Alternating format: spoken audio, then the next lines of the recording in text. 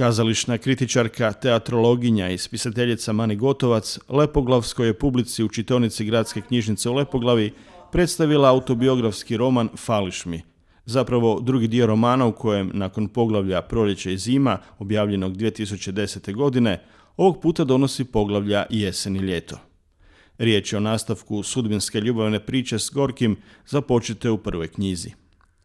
Na zanimljiv način predstavljanju knjige pomoglo je dvoje glumaca Varaždinskog kazališta, Hana Hegedušić i Robert Plemić.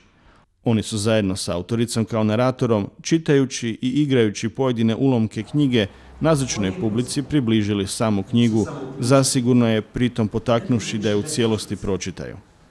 Zahvaljujući glumačkoj interpretaciji dijela sadržaja knjige u kojoj autorica govori o ljubavi u svim njenim pojavnim oblicima, te kao osnovnom smislu ljudske egzistencije, ovo predstavljanje odudaralo je od standardiziranih predstavljanja knjiga na koje smo navikli.